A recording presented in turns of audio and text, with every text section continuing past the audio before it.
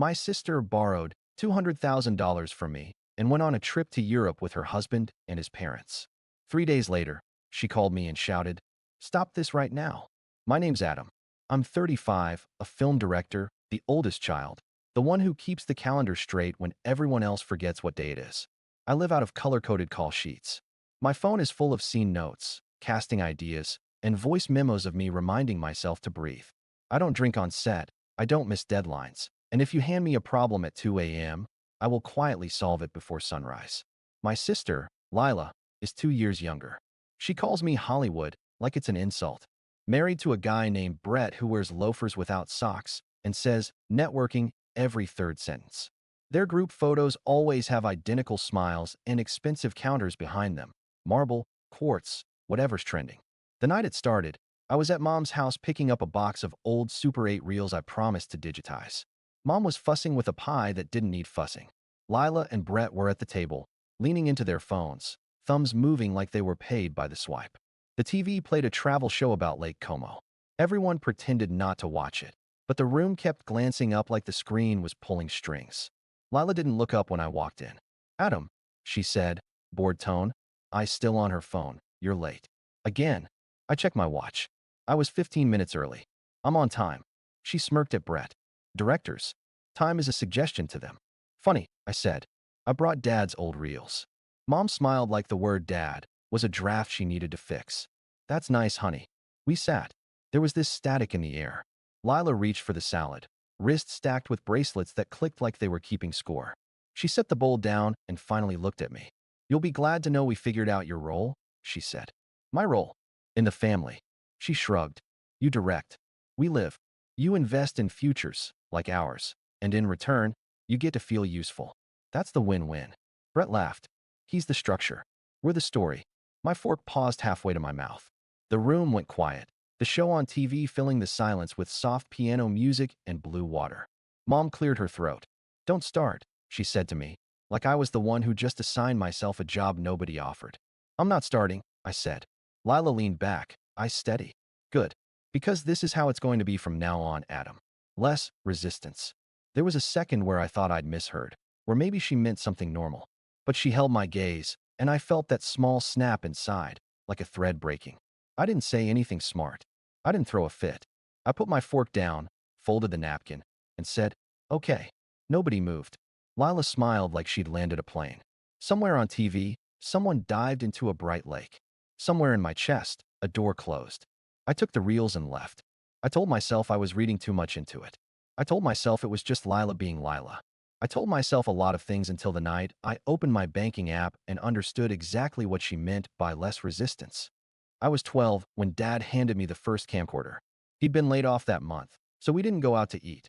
We ate grilled cheese and watched movies and talked about shots and why some scenes felt true.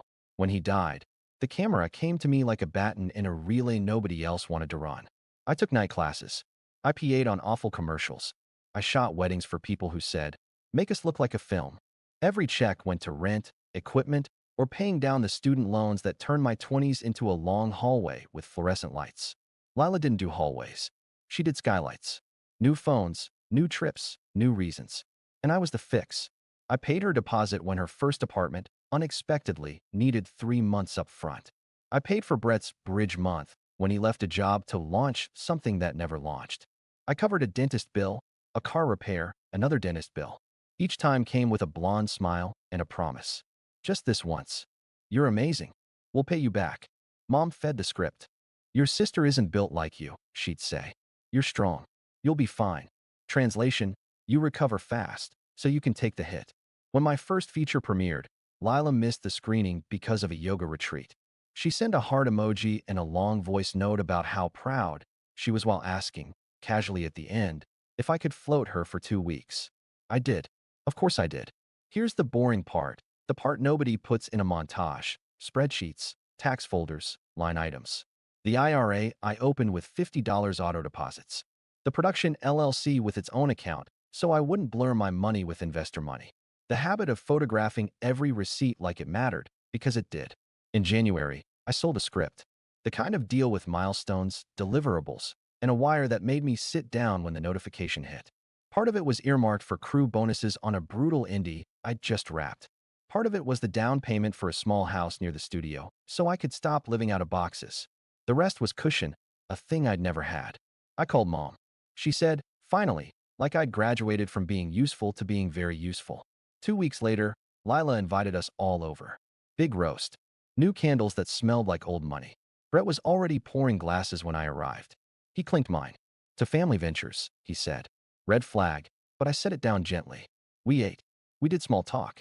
The travel show was on again. Lake Como's water looked like a screensaver. Lila waited until the plates were stacked and then put her phone face down like she was about to deliver a TED Talk. So, she said, we're going to Europe. Mom clasped her hands. How lovely. With Brett's parents, Lila added. They've never been. It'll be, life-changing, a bonding experience before the next chapter. Next chapter? I said. She shrugged. We're trying. This summer. So it's kind of now or never for a long trip. Mom's eyes flicked to me like I was the person signing the permission slip. I'm happy for you, I said. I meant it. Sort of. Trips are fine. Babies are fine. Life is fine. Lila breathed in, all theatrics. We are a little tight, though. There it was. Brett stared at the ceiling like finances were a weather pattern he couldn't control. How tight? I asked. Lila laughed too brightly. Not tight. Just, the flights are insane, and hotels in August are, Mom jumped in. Your sister deserves something nice. You work all the time, Adam. You never even use your vacation days. I stared at them. My pocket buzzed. Production text. Schedule change because a location pulled out. Under it, a weather alert. Under that, a PayPal request from Lila, captioned deposit. I didn't open it. How much? I asked again. Lila twirled a bracelet. We'll pay you back as soon as we're back. It's not even a loan. More like a temporary transfer. Temporary, Brett echoed. How much? Lila inhaled like she was about to dive. 200. I blinked. 200 what? She blinked back, innocent. 1,000. The room tilted. My brain did this stupid thing where it separated syllables out of habit, like I was editing dialogue. 200. Thou. Sand. I laughed. Actually laughed. No. Adam, Mom said sharply. Don't be cruel. Cruel? I said. Lila set her phone upright, screen black like an eye. We know you can. It's your role. My jaw locked. I stood, grabbed my jacket. I can't and I won't. Lila's mouth twisted. Wow, she said. Money changed you. I walked out. My hands shook on the drive home. I tried to breathe through it. Stupid, simple breaths. 2 days passed. I went back to set. I watched actors say lines about forgiveness I had written months earlier for a character who wasn't me. I turned my phone upside down and tried not to look. Then, Tuesday night, I opened my banking app to schedule crew bonuses. The number stared back at me. Less. So much less. My thumb went cold. 2 transfers. Same day. External transfer, memo, travel. External transfer, memo, family support. 2 separate amounts with a fine print note about linked devices and existing authorization. I froze. I went to passwords. My phone. My laptop, my tablet. I'd kept them tight since the first time Brett updated my settings for convenience. I'd turned off Face ID for other faces. I'd removed every trusted device except my own. I scrolled payments. I scrolled again. I saw a 3rd entry. Authorized user added, platinum. I scrolled the vault of scanned papers I keep for tax season. Sat there on my couch holding my breath until my head ached. There, buried after a folder of casting agreements, was a PDF labeled Simply Help, Lila, Mom. I opened it and saw a power of attorney form from 2 years ago when I'd been in Vancouver for a shoot and Mom had a scare with the house. I'd filled one out temporarily so she could sign a property tax thing while I was in the air. We'd never canceled it. I hadn't even thought about it since. I called Mom. She answered on the 2nd ring, breathless. Don't you dare raise your voice at me, she started. I didn't say anything. I said. Where's Lila? Don't you speak to your sister like she's a criminal. Where is she? Packing, Mom said. Their flight is in the morning. I stared at the wall. You used my form. It's family, she said, like the word was a key that unlocked every door. It's theft, I said. Silence. Then a soft cluck. You'll get it back. Don't be dramatic. $200,000. Temporary. Less resistance. A black screen like an eye watching me sit very still. That night, I didn't sleep. At dawn, I made coffee I didn't drink. I opened the shared photo album Mom insists on using for birthdays. A new upload popped up, Lila's boarding pass under a glass of airport champagne. Caption: Ciao, responsibilities. Then Brett's photo of 4 passports on a marble counter. His, Lila's, his parents. Fan like a prize hand. I stared until my eyes stung. Then I turned my phone landscape and started taking screenshots. 3 days later, my phone rang while I was blocking a scene. Unknown number. European country code. I sent it to voicemail. It rang again. Same number. Then Lila's name popped up with a FaceTime request. I stepped away from the lights and answered audio only. Her voice hit me like cold water. Adam, stop this right now. I'm working, I said. Turn it off. Whatever you did, undo it. Be specific. Her breath came fast, like she'd been running. The card doesn't work. The hotel says the payment reversed. The flight's home. There's some hold. Brett's parents are in the lobby, and everyone is staring at us like we're scammers. I leaned against a wall, stared at a dent where a C-stand had kissed the paint last week. Right, I said. Adam, she hissed. Mom said you'd be reasonable. This is humiliating. I sent documentation to the bank, I said. Fraud affidavits. The POA is revoked. Also, the police report's filed. You filed a police. Are you insane? I kept my voice level. A lawyer's looped in, Lila. You signed an internal transfer out of an account you had no right to touch, using a power you never had. We'll let the bank sort it. You're taking this too far, she snapped. You don't want this to get ugly. Brett's dad knows people. We can make this very complicated for you. Lila, I said. You already did. Silence. Then the switch to manipulation like a gear change. What about the baby? She asked quietly. We told you. We're trying. Stress isn't good. Do you want to be the reason? Don't, I said. Do not put a pretend baby between my money and your trip. She sucked in a breath. Wow, she said. You really are heartless. I took my phone off my ear and looked at her name glowing green, like it was an alien signal. Put it back. The crew bonuses go out Friday, I said. The guys who worked nights in the rain? They're getting paid. The house closes in 2 weeks. My attorney will be in touch about a repayment plan and the criminal side. I'm also freezing anything with my name on it that you touched, and I'm notifying every lender who added you without my consent. You're ruining us, she said. Over what? Over a family trip. Over $200,000 of my money, I said flat. Over a lifetime of you expecting me to fix your choices. Brett's voice cut in the background. Put him on speaker. Then louder. Adam, buddy. Don't call me buddy, I said. Look, clearly there's been a misunderstanding. We'll pay you back when we refinance. I laughed once. It sounded ugly. When you refinance what, Brett? Your vibes. Adam, Lila said, crisp now. Stop the chargebacks. Stop the report. We will wire something today. Send it to my attorney, I said. Adam. She tried again, soft this time, Hollywood. It used to be a joke that stung. Now it was just noise. I have to get back to set, I said. This conversation is over. You'll regret this, she snapped. Mom will never forgive you. Then I guess we're all finally being honest, I said, and hung up. I stood there in the quiet corridor with a roll of gaffer tape at my feet and the smell of paint and cheap coffee in the air. I could hear my first AD calling for a reset. Somewhere down the hall, an actor ran lines under his breath. I walked back in, nodded at camera, and said, from the top. The bank froze everything with my name faster than I expected. Fraud department, red flags, hold codes I wrote down in a notes app, one titled Lila. The POA got revoked in a conference room where my lawyer used phrases like egregious breach and unauthorized enrichment. I asked him if we had to go nuclear. He looked at the numbers and said, You're already in the mushroom cloud. Mom left 8 voicemails the first day. The first 3 were anger. How could you do this to your sister? The next 3 were bargaining. Just lift the hold for one hotel, Adam. They're being embarrassed. And the last 2 were the tired martyr voice I knew too well. You're tearing this family apart. I saved them all.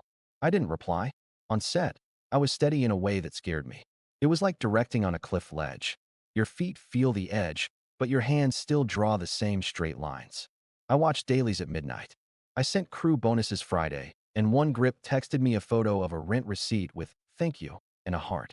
I stared at it like it was proof humanity still made sense. Lila's Instagram went quiet. Brett's parents' account did not. A post from an anonymous account popped into my DMs, a photo of them at a front desk, faces blurred, text overlay. When your luxury plan meets reality. I didn't share it. I don't do public humiliation. I don't need the internet to clap for me. I needed my money back and my boundaries to mean something. By Monday, my lawyer had drafted a repayment schedule with teeth. Accountants put the numbers in a table that looked boring until you realized each cell was a month of someone else's entitlement. Interest, defaults, consequences. He CC'd Lila and Brett. Brett replied 3 minutes later. We won't sign anything until we talk like adults. Families shouldn't involve lawyers. Lila replied 5 minutes after that. A paragraph about love and duty and how I'd forgotten where I came from. I wrote back one line. You can address counsel. That afternoon, the family group chat lit up. Aunties, cousins, people who hadn't sent me a congratulations text for my film, but suddenly had opinions about my heart. The most common theme, blood. As if blood was a contract I'd signed in my sleep. I muted the thread and went for a walk around the block. Pigeons fought over a croissant. A man yelled at a parking meter. Life kept being exactly what it is. That night, Mom called from a blocked number. I answered because I am, sadly, still me. She started with a sigh like I was already exhausting her. You've made your point, she said. It's not a point, I said. It's a boundary. Semantics. They're stranded. They are in Italy, I said, with access to 2 sets of parents. They are not stranded. She clicked her tongue. You've always been so cold. Mom, I said, keeping my voice even. I paid Lila's rent 3 times. I covered Brett's business launch. I bought tires for their car because they were dangerous. I sent cash when they lost a wallet. I let a temporary power of attorney linger because you asked me to. I am tired. Silence. Then the line went quiet in that specific way that means tears. I closed my eyes and leaned my head back against the wall. You'll ruin the relationship, she said finally. It was already broken, I said. I'm just not pretending it isn't. For 2 weeks I lived in 2 timelines. One was tight. Work, sleep, lawyer, spreadsheets. The other was loud. Relatives, messages, a call from Brett's dad that started calm and ended with a threat he phrased as a favor. I recorded it. Sent it to my lawyer. He laughed without humor. They're used to handshakes, he said. You're giving them contracts. 3 small things happened that shouldn't matter, but did. First, my DP left a coffee on my chair with a note. For whatever they took. He didn't mean the money. Second, I went to look at a house. Nothing special. White paint, crooked hallway, a backyard the size of a film trailer. The realtor talked about entertaining. I pictured a folding table with script pages spread out, a lamp, quiet. I put in an offer. I didn't tell anyone. Third, Lila texted me, I'm sorry, at 2:17 a.m. A minute later, can you call me? I stared at the screen until my eyes hurt. Then I put the phone face down and fell asleep for the first time in weeks. The next morning, my lawyer forwarded a wire transfer, the first chunk. It wasn't all, nowhere close, but it was some.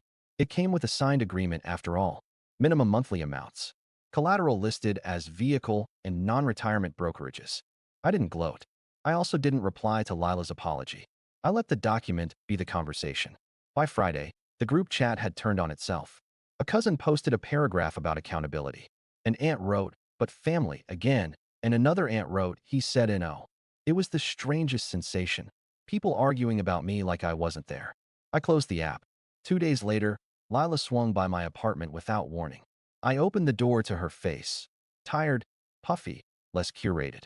No bracelets. No smile. Can we talk? She asked.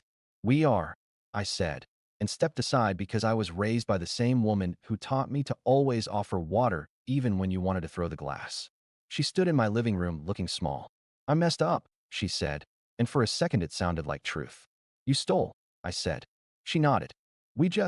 Brett said we could figure it out later, and Mom said you wouldn't miss it, and it felt like she choked on her own sentence. I'm sorry. I waited. People think apologies are a spell. They say the word and time rewinds. It doesn't. It just pauses. You still have to move. We signed, she added. We're paying.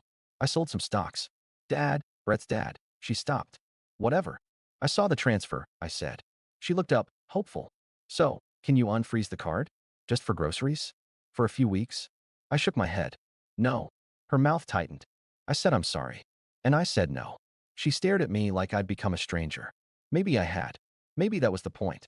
On her way out, she touched the boxes by my door. Books, a small lamp.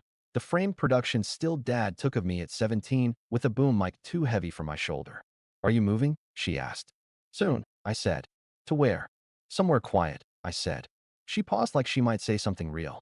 Then she didn't. She left. The door clicked. My apartment felt huge. I closed my eyes and pictured Lake Como. Blue water, Piano music, a woman with bracelets realizing you can't buy silence anymore. People think closure is a speech. It isn't. It's a list you keep on your phone and actually follow. I closed the old savings account and opened a new one with actual, human eyes behind it. I removed every trusted device that wasn't mine, double-checked that Face ID was just my face, and deleted the ancient scan POA I should never have left floating like a loose nail on a set. I told my lawyer we were not pressing criminal charges, for now, because I didn't want to tie my next year to courtrooms. I also told him that one missed payment triggers it all. He said good, in a tone that meant, finally. I bought the crooked house. The first night in the quiet, I ate takeout off a moving box and listened to the refrigerator hum like a shy animal. I tacked a call sheet to the wall by the door out of habit. Scene 1. Morning. Scene 2. Coffee. Scene 3. Write something anyway. My brain kept waiting for my phone to explode, to shout me back into the role I used to play. It didn't. A text came from my grip. The bonuses saved my month. Another, from my editor, were locked. Those messages felt like small, specific blessings. The kind you earn. Mom hasn't been by. We spoke once. She tried to reframe the story without even hearing herself. It got out of hand. It was a misunderstanding. You could have handled it privately. I said I did. You made it public. She said, you're cruel, with her voice shaking. I said, I'm consistent. When we hung up, I didn't cry. I made tea and trimmed an email because that's who I am when nobody's watching. Lila and I text sometimes. Sure things. Logistics. Payments. A photo of a grocery list with the word budget on it. Hers, not mine. I didn't respond with a lesson. I'm done being a coach for people who don't show up to practice. I visit Dad's reel on my new shelf and say out loud, I did it. He doesn't answer. He never did. He just stood next to me while I tried. Somehow that's enough. Brett sent a long apology email last week. It read like a legal document in a suit that didn't fit. He signed it with respect. I archived it. Respect isn't a paragraph. Respect is not touching what isn't yours. Respect is showing up when it's inconvenient and shutting up when it's time to listen. I saw a travel show last night while I was unpacking. Lake Como again, because the algorithm knows I stared at those photos too long. The piano music was soft. The water was pretty. I didn't feel bitter. I didn't feel triumphant. I just felt here. In a house that's mine, with a lock that turns and a bank account that holds. I keep one rule posted on my fridge now. It's printed in 14-point font like a script note. I am not your ATM. It's not cute. It's not a joke. It's a boundary. Simple, blunt, solid. Lila knows it. Mom knows it. I know it most of all. If you want the moral, it's boring because good morals usually are. People will use you as long as you let them. They will call it family. They will call it love. They will dress it in bracelets and soft words. And when you finally say no, they will call you names because their mouths have never practiced thank you without, again, attached. Say no anyway. Say it until the echo gets quiet. I'm Adam. I direct things. Shots. Crews. My own life. The story I'm telling now has fewer characters, but better lighting. The conflicts are honest. The budget is real. The last line is the only one that matters. I don't allow myself to be used anymore.